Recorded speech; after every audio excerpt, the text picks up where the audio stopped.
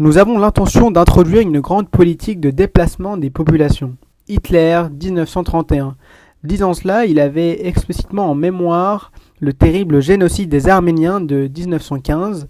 Cette année-là, les jeunes Turcs n'ont jamais caché avoir voulu faire tout un stratagème d'extermination dans une Anatolie avec déportation des uns et remplacement des autres. C'était un véritable crime de barbarie et de vandalisme. D'ailleurs, Tala Pacha, le ministre intérieur turc, déclare en décembre 1915 le lieu de leur exil est le néant. Nous étudierons en quoi ce génocide est une violence de masse. Pour cela, nous aborderons la situation peu avant ce massacre, puis suivrons la continuité des événements.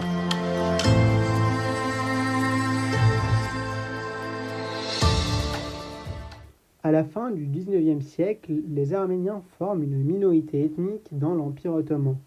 Ils n'étaient pas encore persécutés, ils prospèrent comme toute autre minorité qui habitait au sein de l'Empire ottoman. L'Empire ottoman les considérait même comme le peuple fidèle. Cependant, il y avait déjà certaines restrictions qui mettaient en avant cette discrimination. Effectivement, jusqu'à 1909, toutes les communautés non musulmanes n'avaient pas le droit de s'engager au sein de l'armée ottomane. Jusqu'au XIXe siècle, le peuple arménien vivait en partie en Anatolie. À la suite du traité de Berlin, l'Empire ottoman se retrouve dans une situation délicate. Sa décomposition est rejetée sur le dos des minorités. Les chrétiens ottomans reçoivent alors la colère de l'Empire ottoman.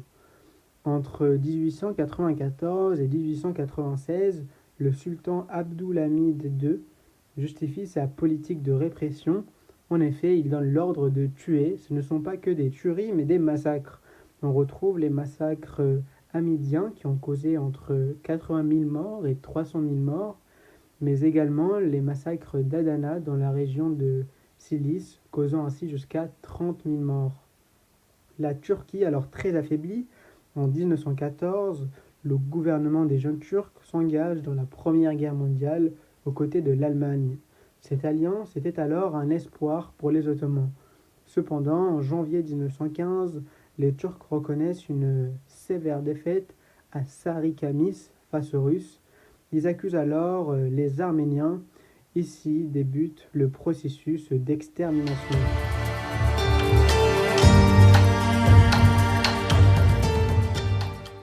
Dès mai 1915, le génocide des Arméniens semble débuter. À cette date, le départ des familles arméniennes débute. Ils sont déportés. Ces déportations sont un masque utilisé par le gouvernement turc pour dissimuler un génocide. Le gouvernement turc ne reconnaît pas ce fait. Il y a eu de nombreux massacres qui étaient mis en œuvre par des milices ottomanes, dirigées évidemment par les autorités ottomanes. Au mois de mai 1915, les déportations massives des Arméniens ont commencé, marquant alors une nouvelle étape tragique de ce génocide. Les familles arméniennes ont été violemment arrachées à leur foyer. Elles étaient contraintes de marcher sur des centaines de kilomètres, une marche connue sous le nom de la marche de la mort. Durant ces marches, les déportés étaient privés de nourriture et d'eau. Ils étaient exposés à des températures extrêmes. Certains Arméniens mouraient de maladies. Les Arméniens qui n'avaient pas la force de continuer ou qui montraient des signes de faiblesse étaient impitoyablement éliminés. Le 13 mai 1915, la décision de déportation touche le reste de la population arménienne. Ils sont déportés vers les zones désertiques de Syrie et de Mésopotamie. Ainsi, à la fin de l'été de 1915, 10 à 15% des Arméniens ont survécu à ces marches. Les survivants sont enfermés dans des camps. En octobre 1916, où débute la deuxième phase du génocide des Arméniens, les Arméniens sont assassinés dans des camps. D'ailleurs, l'historien Raymond Kevorkian déclare dans son mémorial du génocide des Arméniens, publié en 2014, que tout est mis en œuvre pour déshumaniser les individus lors de scènes dantesques et insoutenables.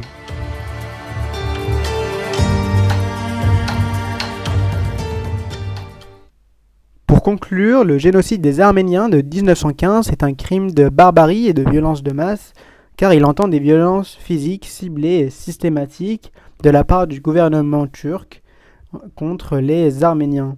Il entraîne avec lui la mort de plus de 2 tiers de la population arménienne de l'Empire ottoman. Il est essentiel de se souvenir de cette tragédie pour prévenir la répétition de tels actes dans le futur.